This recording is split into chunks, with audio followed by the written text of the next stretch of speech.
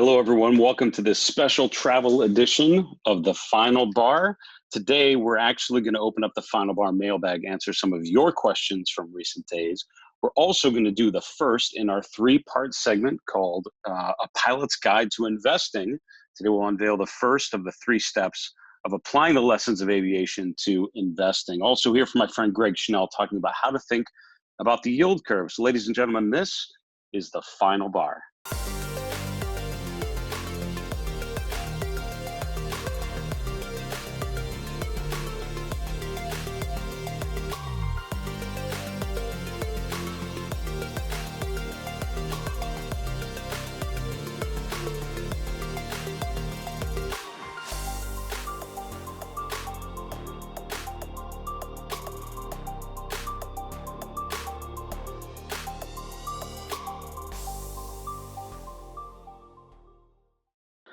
Hello, everyone, and welcome to today's very special edition of the Final Bar. I'm your host, Dave Keller. I'm the Chief Market Strategist here at StockCharts.com, and normally in Redmond, Washington, but we are on the road this week. We're taking the Final Bar on the road, visiting the southeastern United States. We're in Atlanta first couple days, then we're headed down to Orlando for the Money Show. In Atlanta, we've got some really fantastic things lined up. We're interviewing some fantastic strategists, guys like Fred Meissner, a former MTA president, also Chris Chivacco, the founder of Chivacco Capital Management here in Atlanta. And I'm going to speak to the CMT Atlanta chapter later tonight.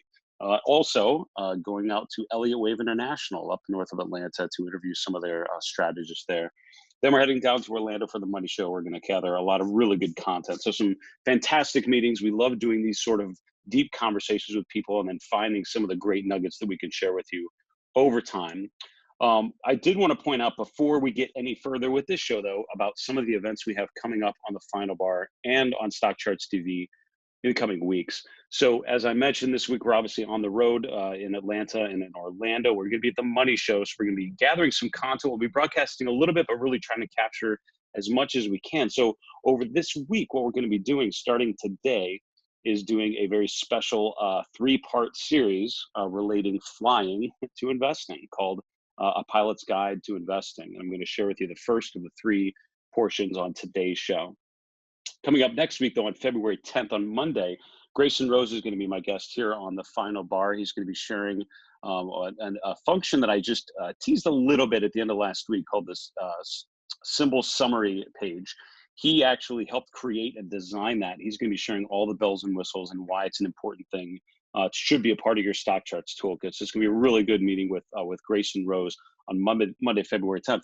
Also on Monday, February 10th, we're going to be premiering our new show called Behind the Charts. It's an interview style show where I'll be sitting down with different strategists and giving you that entire conversation, really digging into process thinking, how people deal with the process of investing, and hopefully give you some good insights along the way. So some really good events, really good specials coming up in the coming weeks on StockCharts TV, and so much more over the course of the year. If you miss any of these sort of great episodes that we do, remember you can always go to our YouTube channel and get the latest versions of it. We are going to move on with this show and go right to the Final Bar Mailbag. So as I've mentioned to you many times before, I love the interactive nature of the Final Bar. One of the great benefits of StockCharts.com, I think, always has been learning from people like John Murphy and Martin Pring and Tom Bowley, Arthur Hill, Greg Schnell, all these great analysts and contributors, strategists that we've had as part of the StockCharts team. But I love opportunities like this where we can really have a conversation. So if you have questions of any sort about investing, about technical analysis, about StockCharts.com, about whatever, about securities that we show, outlooks for certain markets, just shoot them to us via email. The Final Bar at StockCharts.com is the best way to get a hold of us. Also on Twitter at Final Bar SCTV. We'd love to answer your questions on one of our future broadcasts. So 3 or 4 questions today. We'll see how much we have time for. First one actually was related to last week. I was showing All Country World Index ETF, ACWI, ticker ACWI. This is the chart of the ACWI index on the screen. And again, the ACWI index is one of the most commonly followed broad global indexes, a lot of institutions use to just measure, world equity performance essentially. But basically the question I'm going to summarize, so it was a very long and well-worded question, but we don't have time to go through all the way through it, but basically comparing ACWI, which is an iShares ETF, versus IXUS. Sorry, ACWI is the iShares MSCI ETF, versus IXUS, which is an all-world XUS. And the question was, what's the difference between those two? How would you actually relate those two? So it's a fair question. So this is ACWI, the All Country World Index. The one you were asking about is IXUS, which is actually an international stock ETF, an iShares Core MSCI international stock ETF. So if you look at the patterns of these two charts, they're actually incredibly similar, right? Chart one, chart two, they're not too far off. And the real answer as to how close they are is if you bring up one of them. So I'm bringing up the ACWI ETF, and then I'm adding the correlation to the IXUS 20-day rolling correlation. So I'm basically just saying over a 20-day period, how much are these two related to one another? And here at the bottom, I'm actually charting that over time. So you can see with some notable differences, and it's really when the ACWI sells off for the most part that they become disjointed a little bit. They become disconnected because in a period of, increased fear or something, there'll be a little bit of a dislocation and then things will sort of right size and they'll come back and be trading evenly. But for the most part, you can see the correlation is incredibly high. Even right now with a little bit of a pullback, it's a 0.92, which is an incredibly strong positive correlation. So the short answer is to say they're very comparable. Your question, I didn't get to read all the text of your question, but I think your question gets to the right part. For the sake of time, when I'm talking on the show about certain ETFs and I talk about something like ACWI, I am certainly not suggesting or recommending by any means that if you want international exposure, that is your option. That's the best option for you. You really want to dig into ETFs, and because there are so many types of ETF structures, fund structures, fee structures, expenses, and ways that they put expenses in different parts, you really want to be familiar with what are the components of the ETF and how much it's going to cost you to do it. And it is, there are always things that are worth paying attention to. So don't always assume that just because I talk about ACWI, that is the one you want to use. That's just the one that I use for simplicity, just to try to keep it straightforward. But thanks so much for that question. And I agree, those two are actually very, very comparable. The second question, watched the Final Bar. Thank you so much for that. I really appreciated your dashboard layout, especially the scooter up-down section, but I don't know how to set it up. Would you please share your layout with me? Well, the bad news is I can't share the layout of my dashboard. The good news is you can actually customize it very easily, and I'll show you how to do it right now. If you go to stockcharts.com, go to your dashboard, mine may look a little different, and people that use this platform a lot, theirs looks different because, and I think for a good reason, because you found a way to make it very relevant to what you were trying to do, the questions that you were trying to answer. So for me, this is the way I've laid it out, with the overview, with the sectors, and then with 3 lists of the scooter reports, looking at large cap, up top 10, highest rated, then the up the most, down the most. Then I'm looking at 2 of my chart lists that I run a follow, which is global ETFs, and then Dow Industries. So the way that I set that up is in the upper right corner, there are little gears.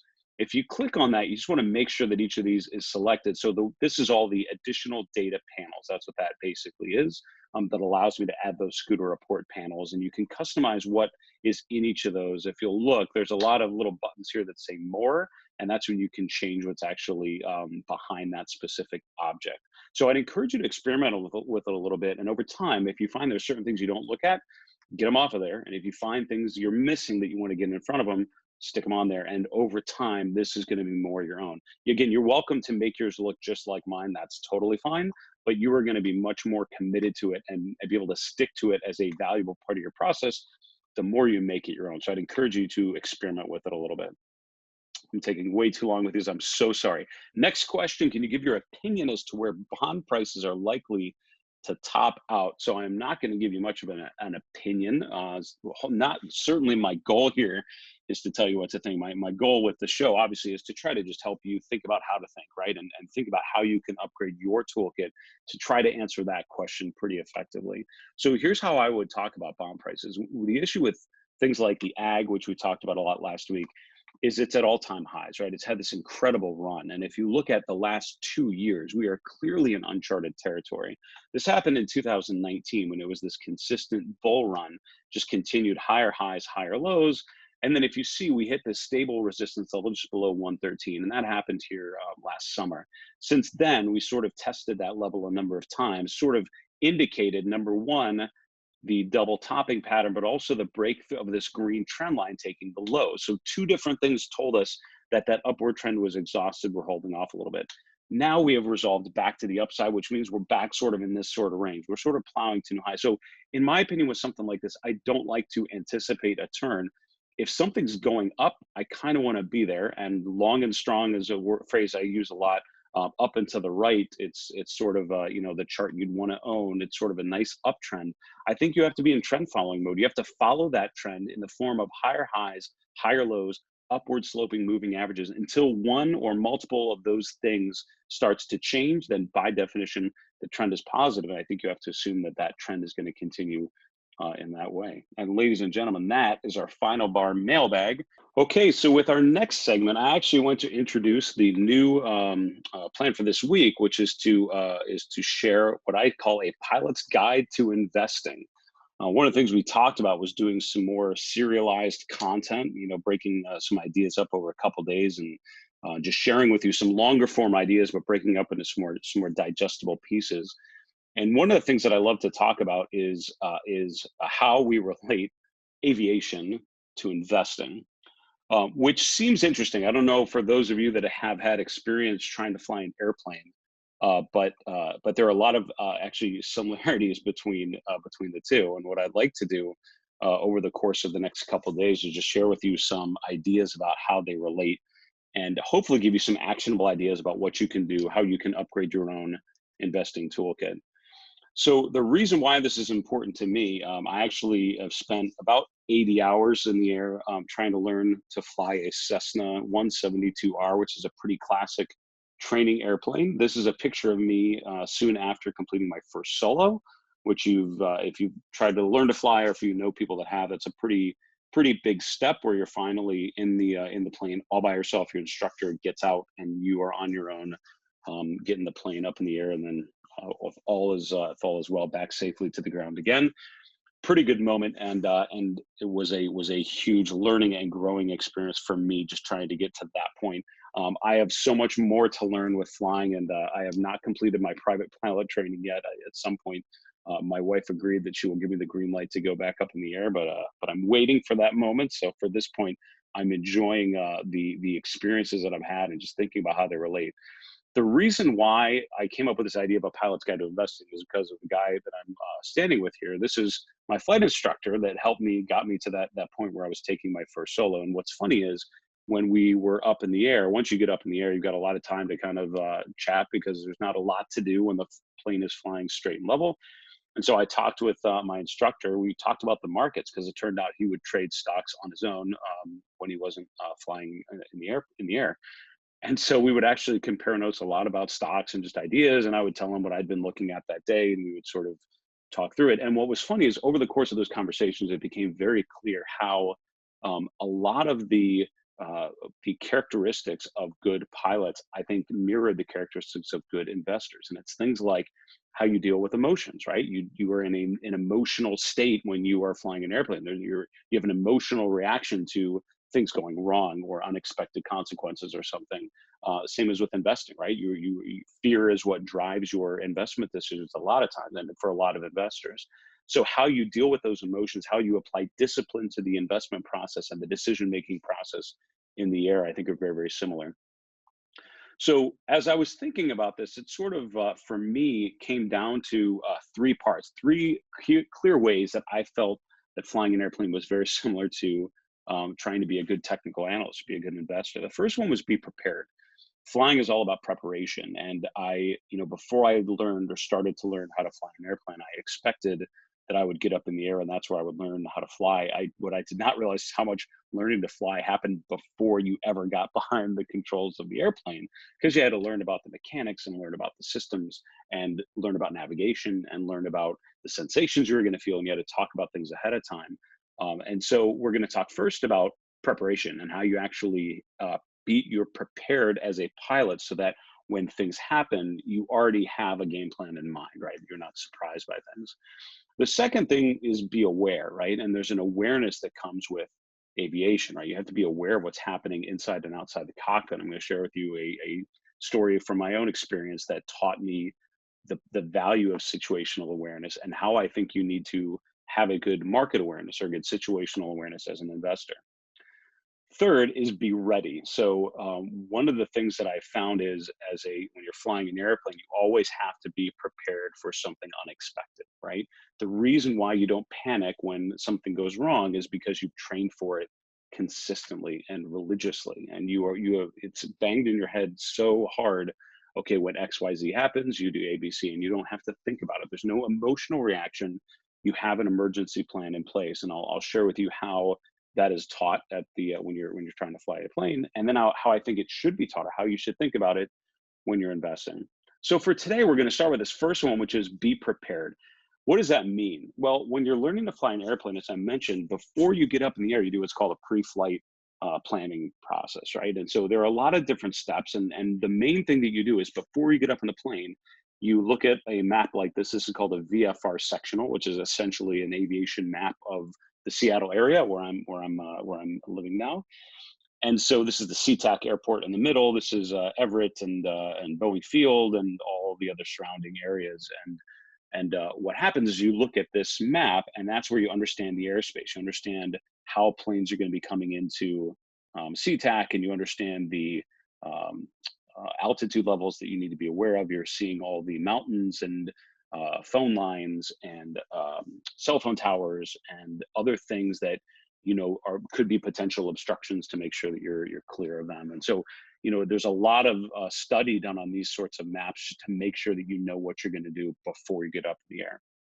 And it's not just deep planning either. I think another thing to think about is, when you're actually going into the airplane, my wife originally was super nervous about me getting behind the controls of an airplane. I said, listen, honey, if you check your car as thoroughly as we check an airplane before you get in there, the chance of something going wrong with the plane is minimal. I mean, it really is, because you've checked things so thoroughly, because you don't want to get up in the air and have something happen and have it be a mechanical issue that you could have caught had you checked it ahead of time. So there's a whole pre-flight checklist, and it's 100 some steps that each pilot takes before you get up in the air. And when I'm flying a Cessna, I follow the steps for that plane. When you get on a commercial airliner, when you're coming into the plane, if you look to the left next time, you'll probably see the pilot and co-pilot, and they're going through some checklists. It's probably electronic, and they're checking things off, but they literally go through, and one of them goes out onto the runway and checks all the mechanical parts, make sure things are operating correctly. So it's certainly part of it. So this is actually part of the checklist when you're flying a Cessna 172R. And this is actually when you're on the ground getting ready to start the propeller. So you turn the master switch on, you turn the beacon on, which is an emergency transmitter. You open the throttle a 1/4 inch, just a tiny bit. The mixture is a fuel to air mixture. And then you turn the fuel pump off, make sure that's off, because you don't really need it on the ground. And then this is, the latest of a bunch of steps you've already gone through, assuming that everything checks off and that you've confirmed it's fine. You yell out the window, clear prop or something like that, and then you fire up the propeller. And 98% of the time, it fired up exactly how I expected, because I'd gone through all these systems. And so before you actually get up in the air, you have checked all sorts of things. You've powered up and down the plane by a couple different things. You've checked backup batteries. You've manually checked all the moving parts to make sure they move as expected. You put the engine way up, you put it way down, make sure it doesn't stall. So all these things are checked. So, again, anything can happen at any point, but what you're trying to do is have enough preparation that the chance of something happening that you don't or you aren't anticipating is minimal, right? It's always a possibility, but it's a low possibility. It's not a probability. So what's funny is, as investors, why do we not do as good as we could with what I would call a pre-flight checklist, right? And I know this especially from working with people learning technical analysis from the beginning.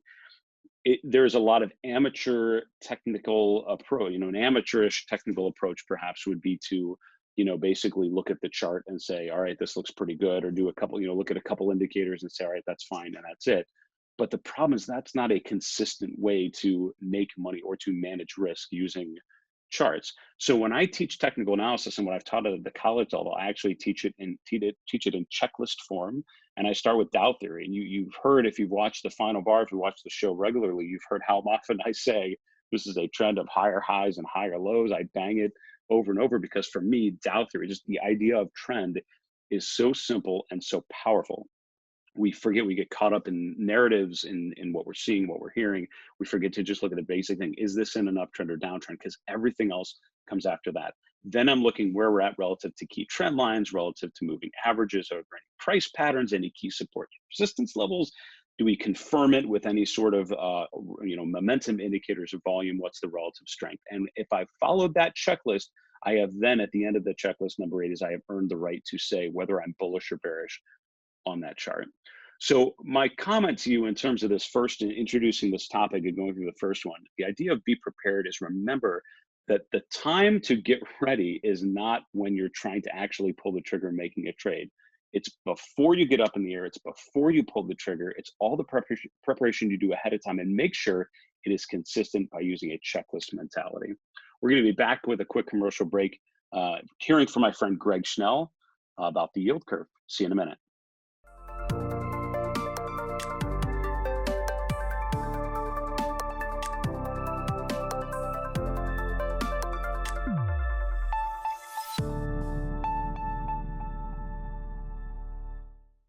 Hey everyone, welcome back to the show. Thanks for joining us every day after the close here on the Final Bar. Please, as always, keep your questions and your feedback coming to us. The Final Bar at StockCharts.com. Really appreciate you taking the time to send in your thoughts, what you're seeing, what you're thinking, and we'd love to answer your question on the air in an upcoming episode. And also really appreciate your feedback, not just on the show, but on StockCharts TV, also on the StockCharts.com platform. We certainly are working to get this thing better and better over time, and appreciate your thoughts on how we can do so. Next, I wanted to introduce Greg Schnell, the Canadian technician. He's a name and a face I think is familiar to many of you. He stopped by the StockCharts offices not too long ago to share some comments, some thoughts on the yield curve. I found many investors are not as comfortable as they should be about bond markets, and particularly the yield curve. So here's my friend Greg Schnell, the Canadian technician, talking about yields.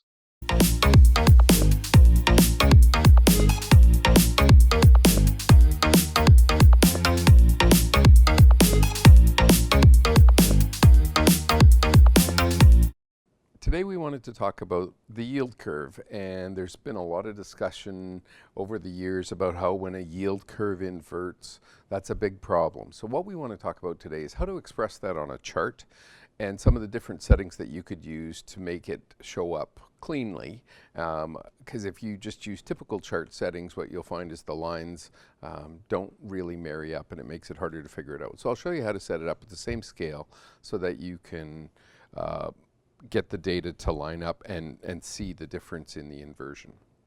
So first of all, what I want to talk about is I'm going to put the 30-year at the top of my chart, and then I'm going to just turn on the legend here and show you all of the other yield curves I've got. And so you see all of these here. Now this one in pink I've set to the opacity to 0. And this is the kind of inversion that we're starting to look for. So these lines never crossed, and now all of a sudden a few of them are starting to cross. The problem with that starting to cross is when they do that, that typically marks a recession, but it's usually this brown line crossing this red line, which is the 10-year and the 2-year. So how do you set these up so they display like this? And the issue is if you just turned on price, so down here as an example, I've set up price as an indicator, and it's shown in pink, and I'm going to set the opacity to 1. What that does is when I turn that on, you can see that it's going to make the chart go the full range of the yield, and it's going to give it a separate scale over here. That's not what we want. So I'm going to delete that, and by deleting it, we just have our basic scale, but I have all of these other lines on here and they don't show a scale on the left-hand side. So how do we do that?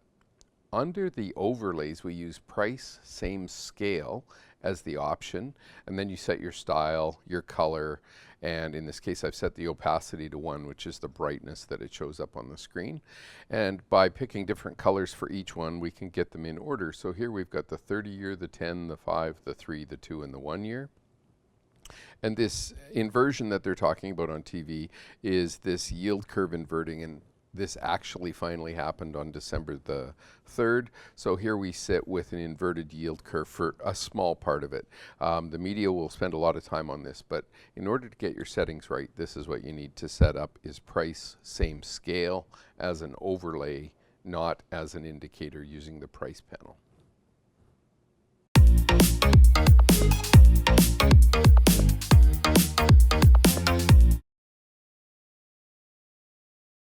So that was Greg Chanel talking about the yield curve. And as I mentioned just earlier, I think one of the things that I think many investors could and should learn a lot more about the interest rate markets. It's funny. I've worked with a lot of professional investors that have a background in fixed income. I've always found they're much more aware of the risk side of the equation versus the return side of the equation. Because as a bond investor, you're focused on the bad things that can happen, right? Things that are going to prevent a company, default rates and things like that. Whereas in an equity investor, you tend to be focused more on the upside. And so I found people that focus more on the fixed income market have a proper understanding of risk, which is probably a really good idea. So if you're not familiar with it, I'd encourage you to learn more. I think Greg had some really good comments, but again, there's some great functions just on the StockCharts platform to understand bond prices. Looking at the interactive yield curve, I think, is a beautiful visualization of stocks versus bonds over time. We folks, however, need to get right on to the 3 in 3. So at the end of every show, 3 charts in 3 minutes. Here we go. They're not on your radar yet. They should be from here on out. And so the first one is a familiar chart, hopefully to many of you. This is the breadth, market breadth by capped here. So it's a chart of the S&P 500. Then it's the cumulative advanced decline line for the S&P 500, the New York Stock Exchange, the S&P Mid Cap Index, and small cap stocks as well. And so we're looking at each of those groups separately. So the idea is with breadth like this, is it supporting what we're seeing with the overall S&P 500? So the S&P, if you look at a closing basis, has been obviously in a consistent run, now starting to show a pattern of lower highs and lower lows. The advanced decline line in the S&P is still holding up pretty well. It's above the last swing low, I think, from the end of December, so it's holding up okay. Here's where it gets a little murkier, though. If you look at the New York Stock Exchange, which is obviously a broader universe, you can see that it's already broken down through the low from the end of the year.